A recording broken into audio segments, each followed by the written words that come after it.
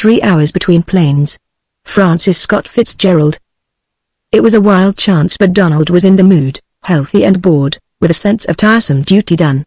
He was now rewarding himself. Maybe. When the plane landed, he stepped out into a Midwestern summer night and headed for the isolated Pueblo airport, conventionalized as an old red railway depot.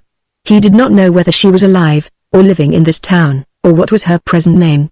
With mounting excitement he looked through the phone book for her father, who might be dead too, somewhere in these 20 years. No.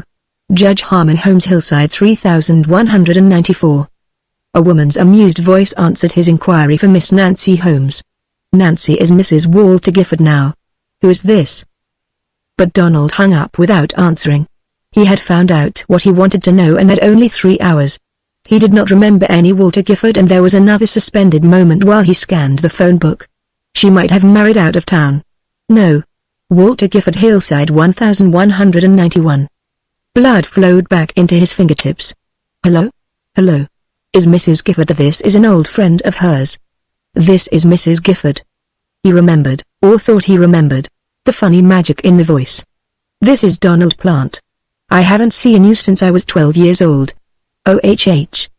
The note was utterly surprised, very polite, but he could distinguish in it neither joy nor certain recognition. Apostrophe Donald, added the voice. This time there was something more in it than struggling memory. Apostrophe. When did you come back to town? Then cordially, where are you? I'm out at the airport for just a few hours. Well, come up and see me. Sure you're not just going to bed? Heavens, no. She exclaimed. I was sitting here having a highball by myself. Just tell your taxi man. On his way Donald analyzed the conversation. His words at the airport established that he had retained his position in the upper bourgeoisie. Nancy's aloneness might indicate that she had matured into an unattractive woman without friends. Her husband might be either away or in bed. And because she was always 10 years old in his dreams, the highball shocked him. But he adjusted himself with a smile. She was very close to 30. At the end of a curved drive he saw a dark-haired little beauty standing against the lighted door, a glass in her hand. Startled by her final materialization, Donald got out of the cab, saying, Mrs. Gifford? She turned on the porch light and stared at him, wide-eyed and tentative. A smile broke through the puzzled expression. Donald, it is you. We all change so. Oh, this is remarkable.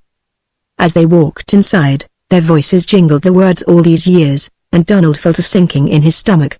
This derived in part from a vision of their last meeting when she rode past him on a bicycle, cutting him dead, and in part from fear lest they have nothing to say. It was like a college reunion, but the failure to find the past was disguised by the hurried boisterous occasion. Aghast, he realized that this might be a long and empty hour. He plunged in desperately. You always were a lovely person.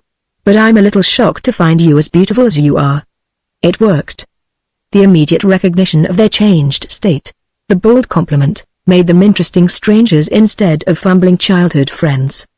Have a highball? She asked. No? Please don't think I've become a secret drinker, but this was a blue night. I expected my husband, but he wired he'd be 2 days longer. He's very nice, Donald, and very attractive. Rather your type and coloring. She hesitated, apostrophe, and I think he's interested in someone in New York, and I don't know. After seeing you it sounds impossible, he assured her. I was married for 6 years, and there was a time I tortured myself that way. Then one day I just put jealousy out of my life forever. After my wife died I was very glad of that. It left a very rich memory, nothing marred or spoiled or hard to think over. She looked at him attentively, then sympathetically as he spoke. I'm very sorry, she said. And after a proper moment, you've changed a lot. Turn your head. I remember father saying, that boy has a brain. You probably argued against it. I was impressed. Up to then I thought everybody had a brain. That's why it sticks in my mind. What else sticks in your mind? He asked, smiling. Suddenly Nancy got up and walked quickly a little away. Ah, now, she reproached him. That isn't fair. I suppose I was a naughty girl. You are not, he said stoutly. And I will have a drink now. As she poured it, her face still turned from him, he continued. Do you think you were the only little girl who was ever kissed? Do you like the subject? She demanded. Her momentary irritation melted and she said, what the hell? We did have fun. Like in the song. On the sleigh ride. Yes, and somebody's picnic, Trudy James's. And at Frontenac those summers. It was the sleigh ride he remembered most, and kissing her cool cheeks in the straw in one corner while she laughed up at the cold white stars. The couple next to them had their backs turned and he kissed her little neck and her ears and never her lips. And the Mooks party where they played post office and I couldn't go because I had the mumps, he said. I don't remember that. Oh, you were there. And you were kissed and I was crazy with jealousy like I never have been since. Funny I don't remember. Maybe I wanted to forget. But why? He asked in amusement. We were two perfectly innocent kids. Nancy, whenever I talked to my wife about the past, I told her you were the girl I loved almost as much as I loved her. But I think I really loved you just as much. When we moved out of town I carried you like a cannonball in my insides. Were you that much stirred up? My God, yes. He suddenly realized that they were standing just 2 feet from each other, that he was talking as if he loved her in the present, that she was looking up at him with her lips half-parted and a clouded look in her eyes. Go on, she said, I'm ashamed to say I like it. I didn't know you were so upset then. I thought it was me who was upset. You, he exclaimed. Don't you remember throwing me over at the drugstore? He laughed. You stuck out your tongue at me. I don't remember at all. It seemed to me you did the throwing over. Her hand fell lightly, almost consolingly on his arm. I've got a photograph book upstairs I haven't looked at for years. I'll dig it out. Donald sat for 5 minutes with two thoughts. First, the hopeless impossibility of reconciling what different people remembered about the same event, and secondly that in the frightening way Nancy moved him as a woman as she had moved him as a child.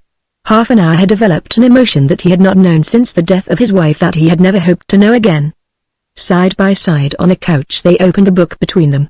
Nancy looked at him, smiling and very happy. Oh, this is such fun, she said. Such fun that you're so nice, that you remember me so beautifully. Let me tell you, I wish I'd known it then.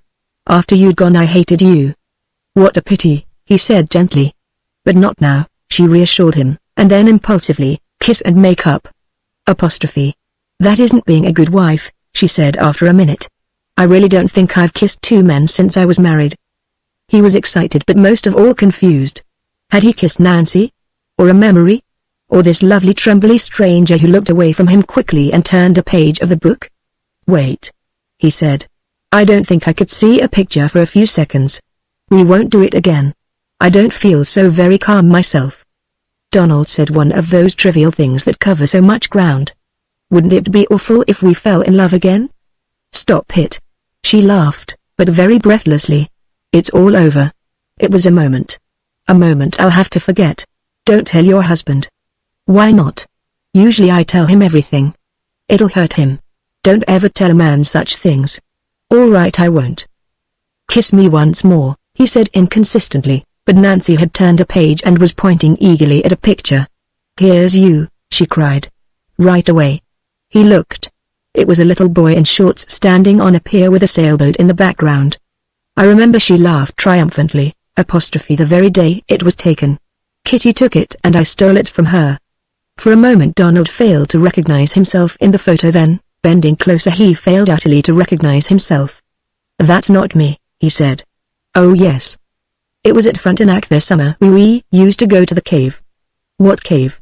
I was only 3 days in Frontenac. Again he strained his eyes at the slightly yellowed picture. And that isn't me. That's Donald Bowers. We did look rather alike. Now she was staring at him, leaning back, seeming to lift away from him. But you're Donald Bowers, she exclaimed, her voice rose a little. No, you're not. You're Donald Plant.